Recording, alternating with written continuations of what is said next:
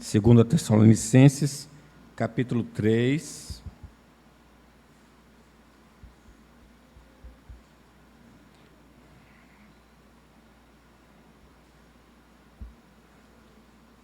A partir do versículo 6.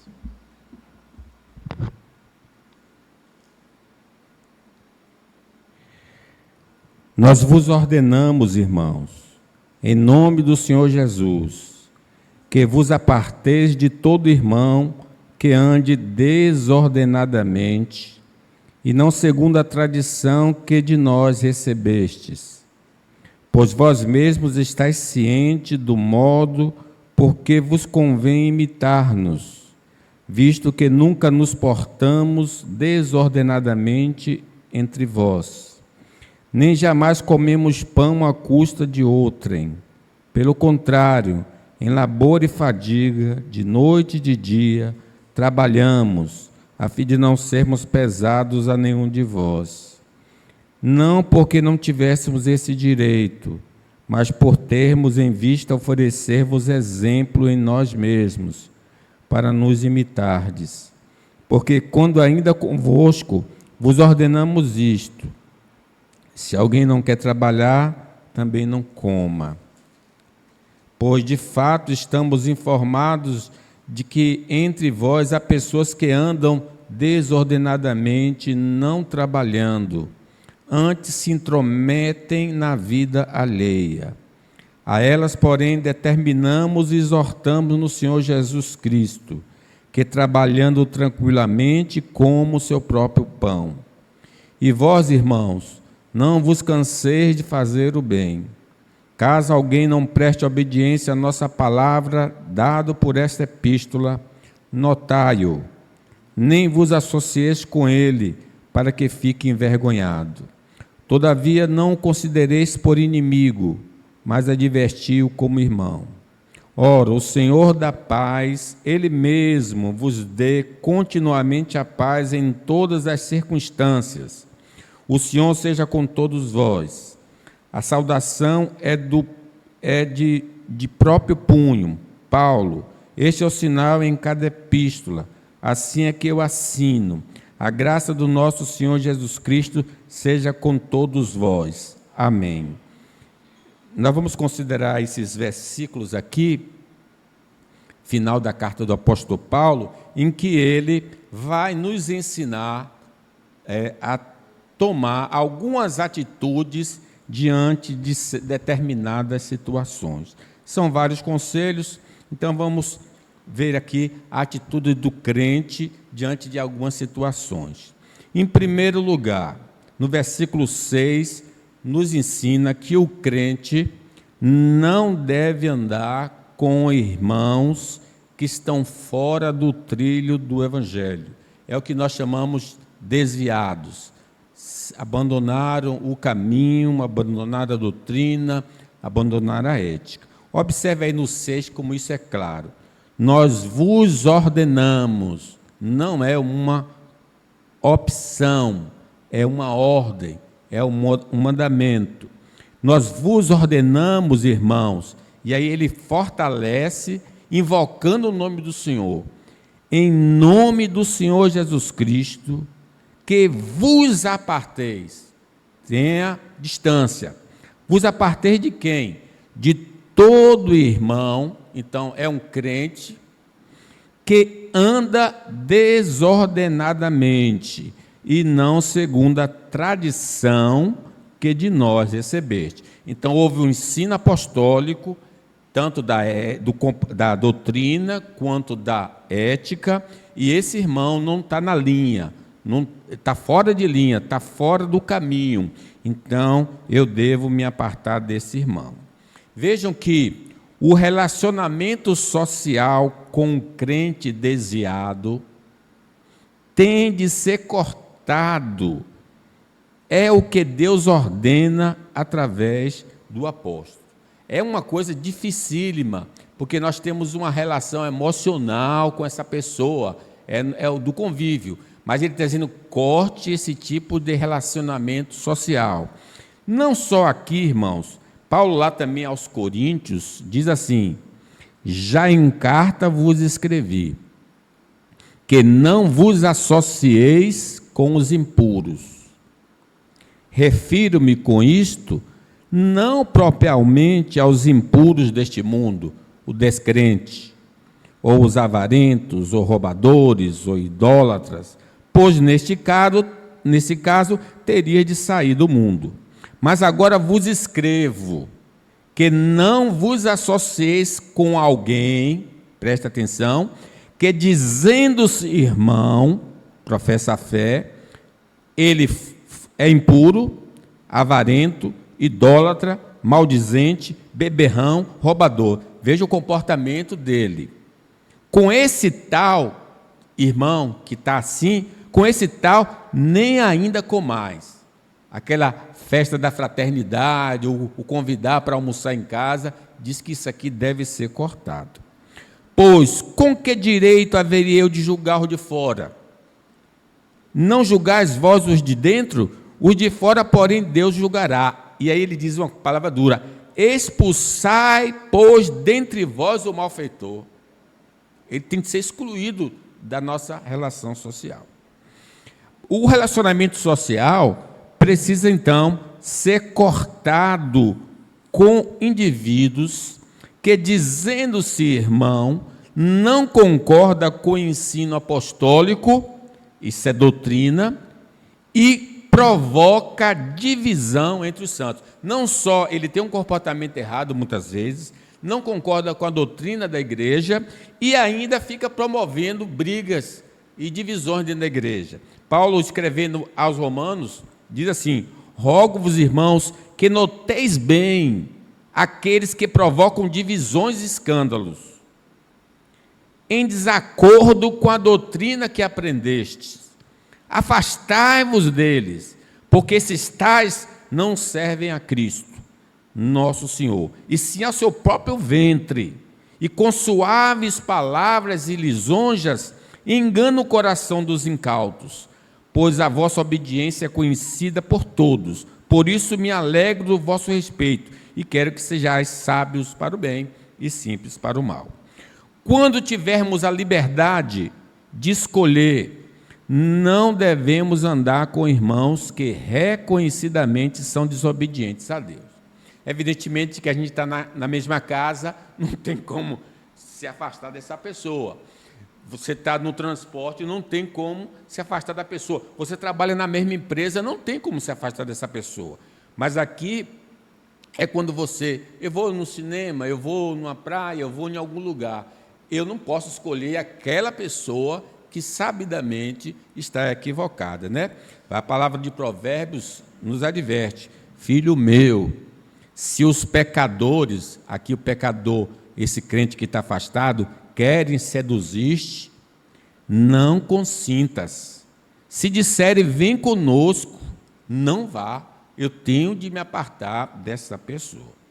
Se andarmos com os irmãos transgressores ou desviados, podemos ser identificados como alguém que adota o mesmo estilo de vida e arruinar o nosso testemunho cristão. Tem um provérbio popular que diz: me diga com quem você anda e eu direi quem você é. Né? Aí você é uma pessoa honesta, mas você está andando com uma pessoa errada. Aí alguém diz: aquele ali é farinha, né? O provérbio, farinha do mesmo saco. O Tessalonicenses diz, no 5:22, evitem todo tipo de mal. E um do mal que eu preciso evitar é de um irmão que está afastado. Se andarmos com os irmãos desviados, podemos experimentar as consequências naturais da disciplina do Senhor sobre ele. É interessante que quando Deus aplica a sua disciplina, quem tiver de junto também vai sofrer. Lembram de Jonas? Jonas é que estava desobedecendo a Deus, indo para Tarsis, em vez de ir para Nínive. O que é que Deus fez? Mandou um temporal. Então todo mundo que estava no barco entrou em crise emocional, medo de morrer, mas não só isso, até prejuízo econômico, porque eles tiveram de jogar a carga fora para aliviar o navio. Aí depois de tanto consultar, descobriram que Jonas era o causador. Veja, aqueles homens não tinham culpa no cartório em relação à tempestade. Era Jonas, mas estava junto com ele. Claro que eles não sabiam. Agora imagine se eu ando conscientemente com essa pessoa. Eu posso sofrer os danos por causa disso. Lembremos que o filho de Saul, que era um homem temente a Deus, Jonas, é Jonatas, o filho de Saul, quando Saul morre, ele morre também. Se ele era um homem que temia a Deus e honrava Davi, tinha respeito, por que ele morreu? Porque ele estava com o pai na guerra e acabou recebendo a punição. Então tome cuidado. Vamos ver a segunda atitude de um crente em Cristo aí, no 7 ao 9. O crente deve se espelhar nos apóstolos de Cristo como modelo de crenças e comportamento. Veja aí, o 7, pois vós mesmos estáis ciente do modo por que vos convém imitar-nos, visto que nunca nos portamos desordenadamente entre vós. O versículo 8, leiam, por favor.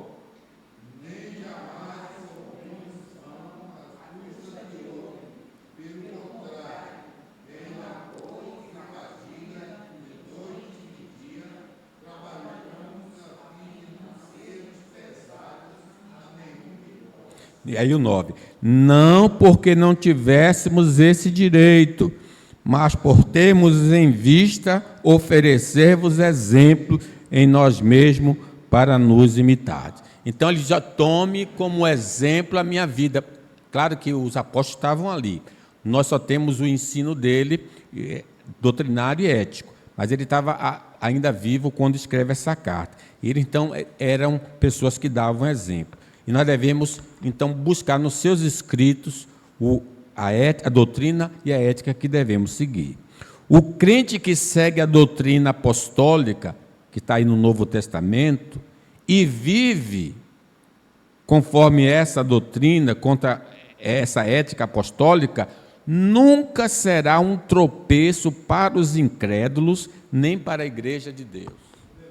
Claro, se eu sigo o que os apóstolos estão dizendo, eu não vou prejudicar a igreja e não vou prejudicar o incrédulo. O apóstolo Paulo diz isso: não vos tornei causa de tropeço nem para judeus, que não são crentes, nem para os gentios, também não eram crentes, nem tampouco para a igreja de Deus. Assim como também eu procuro em tudo ser agradável a todos, não buscando o meu próprio interesse, mas o de muitos, para que sejam salvos. Sede meus imitadores, como também eu sou de Cristo. Então eu devo seguir essa rota. Em especial, os presbíteros e diáconos precisam ser um referencial vivo da vida cristã, para despertar nos demais santos um desejo de andar com Deus. Hebreus nos lembra: lembrai-vos dos vossos guias, os quais vos pregaram a palavra de Deus, e considerando atentamente o fim da sua vida, imitai a fé que tiveram. O crente que vive o evangelho bíblico anda por caminho dos heróis da fé do Antigo Testamento. Vejam, Jó era um homem o quê? Sincero, temente a Deus e que se desviava do mal. Se eu sigo o conselho apostólico, eu vou estar me enquadrando no mesmo estilo de vida desse homem fabuloso. Então a gente nota aqui que o modelo do crente que desejamos ser deve ser o mais elevado no meio do povo de Deus. Então a gente sempre olha para alguém e se espelha em alguém. Isso é bom. Mas quando eu tiver de escolher alguém que eu vou me espelhar, eu devo escolher no melhor. E aqui os apóstolos, então, seriam esse modelo. E João, escrevendo a Gaio, diz: Gaio, meu querido amigo, imite o que é bom e não o que é mal. Quem faz o bem é de Deus, e quem faz o mal nunca viu a Deus. Então eu vou imitar o que é bom, é fazer o que é agradável ao Senhor. Só devemos copiar aquilo que no modelo glorifica a Deus. Porque às vezes até na Bíblia a gente vê falhas de Moisés, falhas de Davi, falhas de Abraão, enfim, dos heróis da fé, a Bíblia registra os defeitos dele. Quando eu vou copiar a vida desses homens, eu não vou copiar os erros que eles cometeram, eu vou copiar as virtudes, os acertos da vida deles. Examinai de tudo, diz o apóstolo Paulo, fiquem com o que é bom e evitem todo tipo de mal.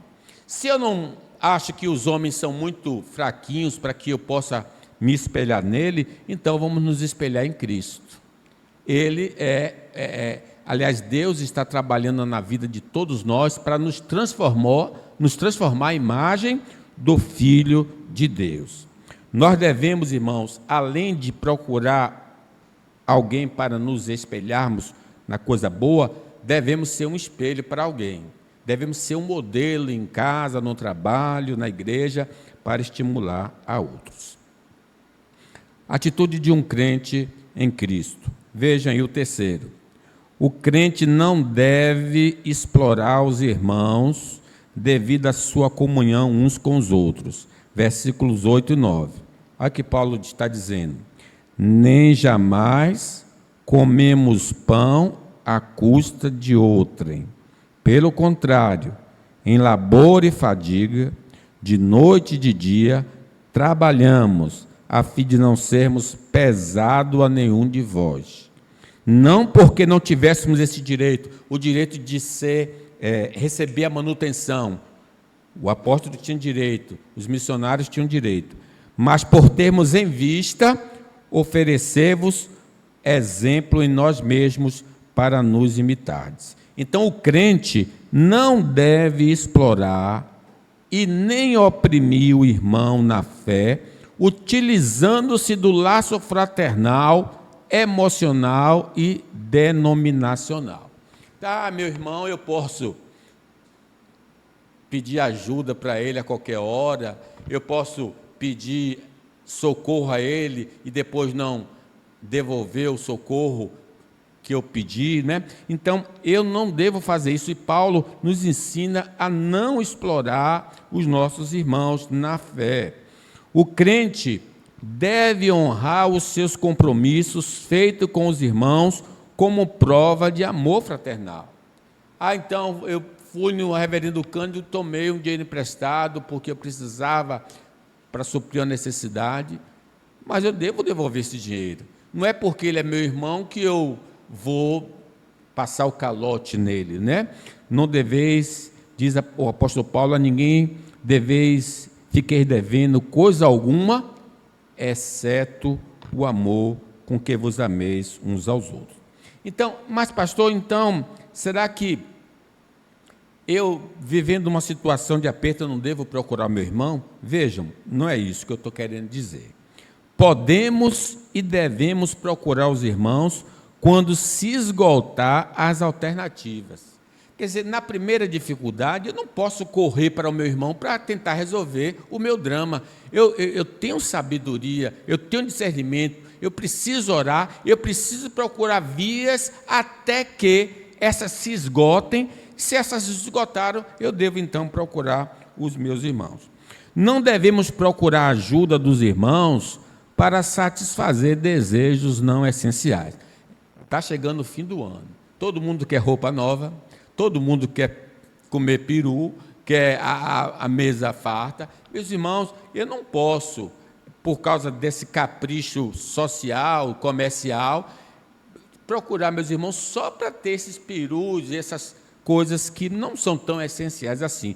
Já o feijão com arroz e a carne frita já satisfaz a gente, né? Então, eu preciso comprar uma televisão nova, eu preciso de um celular novo. Aí eu vou procurar meu irmão, me empreste seu cartão para comprar. Mas, irmão, você não tem um celular, para que você quer comprar? Mas é Natal. Eu não devo usar desse expediente. Evitar obter ajuda para complemento de renda. Tem pessoas que são assim, a cesta do amor acaba se desvirtuando. O que é a cesta na igreja? É para suprir uma necessidade imediata da pessoa, faltou recurso para ela. Mas muita gente, porque recebeu aquela primeira ajuda, aí quer que todo mês dê uma ajuda dela. Isso se chama complemento salarial. E a igreja não vai complementar salário de ninguém. A igreja supre a necessidade de alguém em uma determinada situação. Aí, no quarto lugar, a atitude de um crente em Cristo. O crente deve ser diligente e não preguiçoso. Vamos ler o versículo 8. Nem jamais comemos pão à custa de outrem. Pelo contrário, em labor e fadiga, de noite e de dia trabalhamos, a fim de não sermos pesados a nenhum de vós. Que coisa, né? Ele fazia trabalho pela manhã, trabalho pela noite. Por que ele trabalhava tanto? Para que ele não fosse pesado a alguém. Então a gente observa aqui que o plano divino para o homem na criação foi cuidar do jardim antes da queda, revelando que o trabalho é vontade de Deus. As pessoas às vezes têm uma ideia errada que o trabalho é a maldição. Não, mas quando Deus criou o homem, diz: tomou, pois, o Senhor Deus ao homem e o colocou no jardim do Éden para o cultivar e guardar. Então o trabalho é graça de Deus. Deus nos criou para o trabalho. O trabalho vai se tornar pesado depois da queda, mas não é proibido. A palavra de Deus diz: censura a preguiça e adverte que o preguiçoso vai passar muitas necessidades. Provérbios tem muito disso. Vá ter com a formiga, ó preguiçoso, considera os seus caminhos e ser sábio, não tendo ela chefe, nem oficial, nem comandante. No verão prepara o seu pão, na cega junta o seu mantimento. Ó preguiçoso, até quando ficarás deitado? Quando te levantarás do teu sono? Um pouco para dormir, um pouco para tosquenejar, um pouco para encruzar os braços em repouso. Assim sobrevirá a tua pobreza como ladrão, e a tua necessidade como homem armado, porque de repente levantará a sua perdição, e a ruína que virá daqueles dois, quem o conhecerá? Por dificuldade, a característica de uma pessoa que é preguiçosa, por dificuldade em tudo quanto se refere a trabalho, é marca de preguiçoso. Então, a pessoa sempre tem uma desculpa para não levantar, para botar um currículo, por exemplo. Está muito cedo. Pode chover, ou o sol está quente. Então, a pessoa sempre fica, o preguiçoso, ele tem uma desculpa para não procurar o trabalho. Diz o preguiçoso: um leão está no caminho, um leão está nas ruas, como a porta se revolve nos seus gonzos, assim o preguiçoso no seu leito. O preguiçoso mete a mão no prato e não quer ter o trabalho de levar a boca. É muita preguiça. É muita preguiça. Então, Deus condena a preguiça.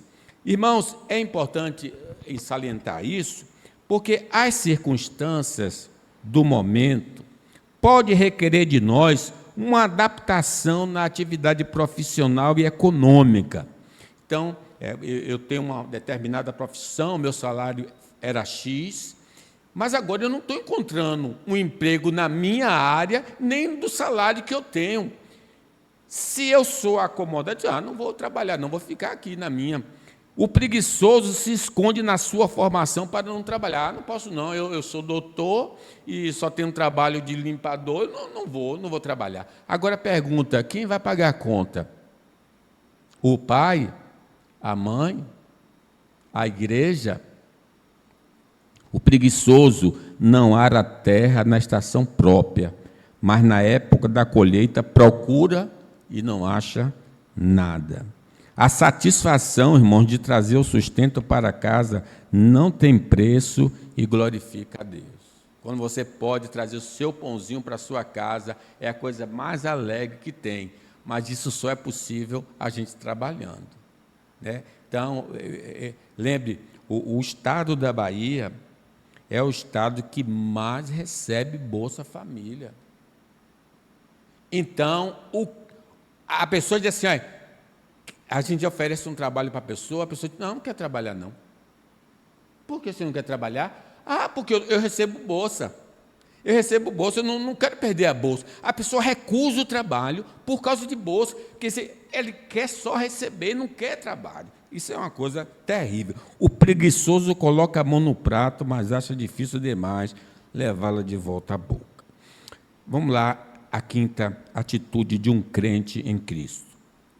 O crente deve ter uma atitude, uma atividade para subsistência, um trabalho, para dar bom testemunho e evitar ociosidade e intromissão na vida alheia. Vamos ver aí no 10 ao 12. Porque, quando ainda convosco, vos ordenamos isto, se alguém não quer trabalhar, também não coma. Veja como ele percebeu que ali era o pessoal, Cristo está voltando, beleza, Cristo está voltando, para que trabalhar? Aí o cara ficava lá na varanda dele, olhando para o céu, esperando Jesus voltar, só que dava meio-dia, e Jesus não voltou, e a barriga roncou. Aí ele, na casa do irmão, ô irmão, me dá um almoço aí que eu estou de plantão, esperando Jesus. Aí comia e voltava para o plantão. E chegava à noite, ele fazia a mesma coisa. E Paulo diz, olha, estamos informados de que entre vós há pessoas que andam desordenadamente, não trabalhando. Antes, e mais aí no versículo 11, desculpa, ele agora o 11. Pois, de fato, estamos informados de que entre vós há pessoas que andam desordenadamente. E aí o que é andar desordenadamente? Não trabalhando, antes se intrometendo na vida alheia. Pior ainda, além de não trabalhar, ficar fofocando. Que aí que é terrível, né? Porque o cara está com a vida solta, e aí ele diz, olha, a elas, versículo 12, vamos ler os 12 juntos? A elas, porém, determinamos, exortamos no Senhor Jesus Cristo, que trabalhando tranquilamente, como o seu próprio pão. Ele foi duro, ele diz, olha, nada, para com isso, e vai trabalhar. Jesus voltar, você vai levar, ele vai te levar, mas você continue trabalhando. Então, o trabalho não é uma maldição, mas uma bênção de Deus, seja ele remunerado ou não. As irmãs que não têm trabalho e cuidam da casa, esse trabalho é bênção de Deus, é graça do Senhor. Diz o apóstolo, esforce-se para ter uma vida tranquila, cuidar dos seus próprios negócios e trabalhar com as próprias mãos, como nós os instruímos, a fim de que andem decentemente aos olhos dos que são de fora e não dependam de ninguém. Então, alguém está me vendo, vizinho está me vendo que eu não faço trabalho, que eu fico de boa, né? E sempre estou precisando de ajuda de outra pessoa. O trabalho realmente consome tempo e energia, mas gera benefícios para o homem. O que furtava, não furte mais. Antes trabalhe, fazendo algo de útil com as mãos, para que tenha o que repartir com quem tiver necessidade. Que coisa maravilhosa. Eu não só tenho a minha necessidade suprida, mas eu até posso ajudar uma pessoa em necessidade. Lembremos, irmãos, que os dias de trabalho são extremamente superiores ao dia do descanso. O pessoal está procurando trabalho que trabalha um dia e folgue 7, folgue 6. Mas, olha bem, é diferente. O mandamento diz, olha, lembra-te do dia do sábado para o santificar. Trabalharás 6 dias e fará todos os teus trabalhos, mas o 7º dia é o sábado dedicado ao Senhor teu Deus. Nesse dia não farás trabalho algum, nem tu, nem teu filho ou filha, nem teu servo ou serva, nem teus animais, nem os estrangeiros que moram em tuas cidades. Pois em 6 dias o Senhor fez os céus e a terra, o mar e tudo que nele existe, mas no 7º descansou. Deus trabalhou 6, então a ordem divina são 6 dias trabalhando e um dia descansando. É a ordem divina. Vamos ao 6º, atitudes do crente em Cristo.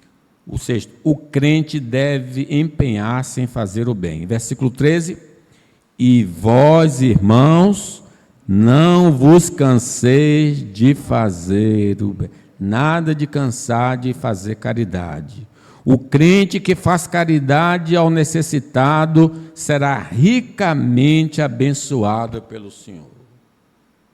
O Salmo 41 diz assim, olha, bem-aventurado o que acode ao necessitado, faz o bem. Aí, agora observa o benefício. O Senhor o livra no dia do mal. O Senhor o protege, preserva-lhe a vida e o faz feliz na terra. Não entrega a descrição dos seus inimigos. O Senhor assiste no leito da enfermidade, na doença lhe afofas a cama. Então, quando eu sou uma pessoa prestativa e ajudo o necessitado, Deus está vendo e vai cuidar de mim naquelas horas sombrias. Devemos, então, usar, evidentemente, eu falei isso anteriormente, critérios para ajudar uma pessoa, mas não devemos nos eximir de fazer o bem, pois nosso Deus faz constantemente. As misericórdias do Senhor se renovam cada manhã. Assim também as nossas atitudes para com o necessitado. Então, compartilhar com o necessitado o que Deus nos tem proporcionado alegra o coração do Senhor. A religião que Deus, nosso Pai, aceita como pura e imaculada é esta: cuidar dos órfãos e das viúvas em suas dificuldades e não se deixar corromper pelo mundo. Deus, irmãos, abençoará, como eu disse, quem ajuda as pessoas necessitadas. Quem dá aos pobres não passará necessidade, mas quem fecha os olhos para não vê-los sofrerá muitas maldições. Provérbios 28.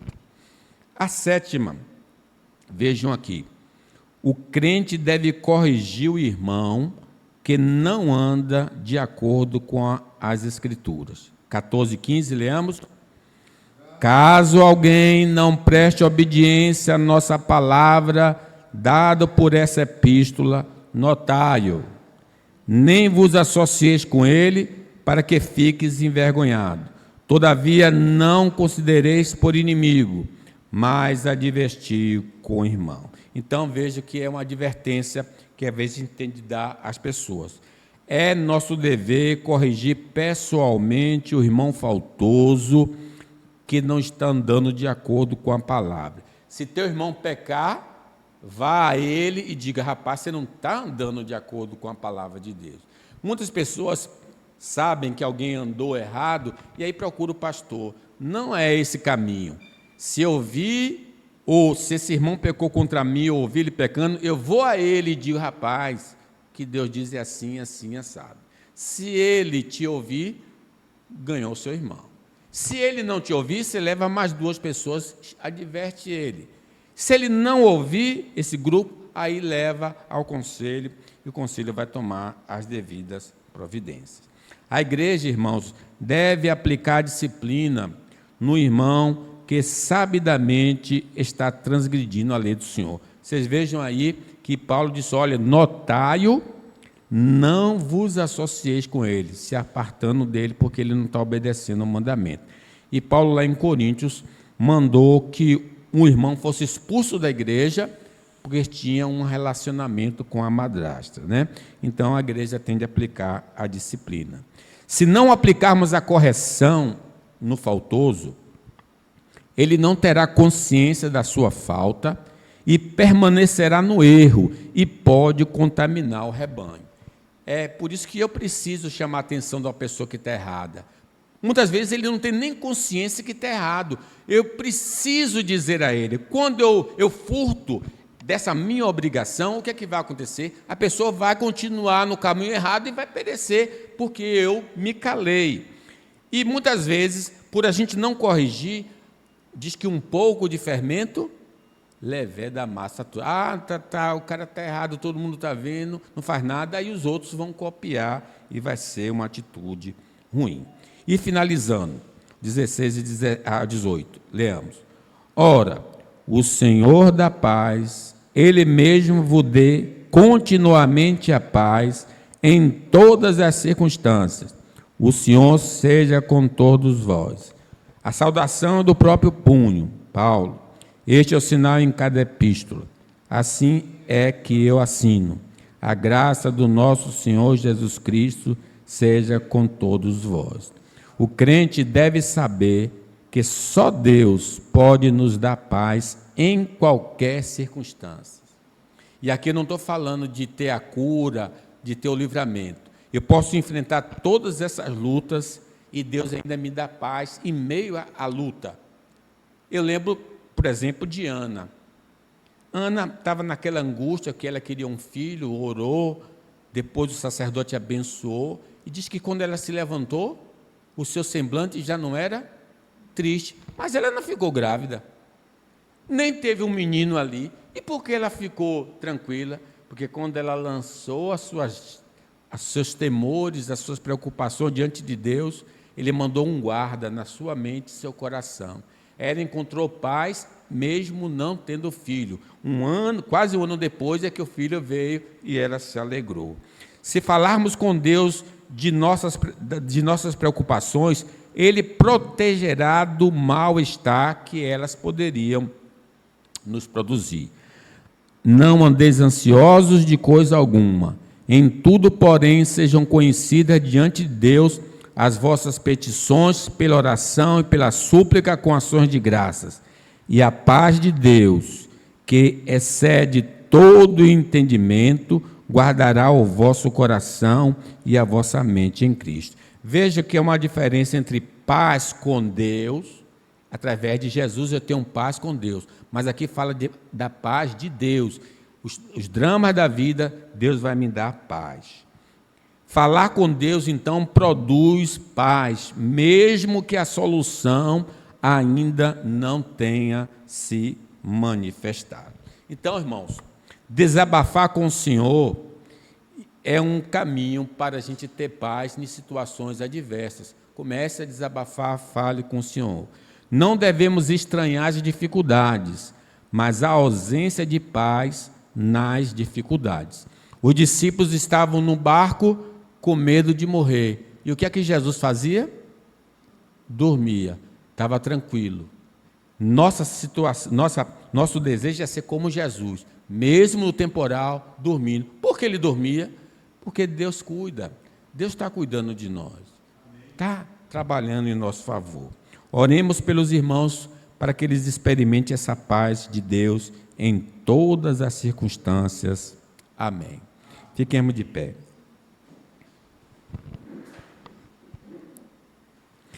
Que o Senhor te abençoe e te guarde. Que o Senhor faça resplandecer o seu rosto sobre ti e tenha misericórdia de ti. O Senhor sobre ti levante o seu rosto e te dê a paz. Amém. Amém. Quero lembrar os presentes, sábado, Outubro Rosa, 17 horas aqui. Convide irmãs, mulheres, para participar aqui, os homens também estejam presentes, 9 horas, viu?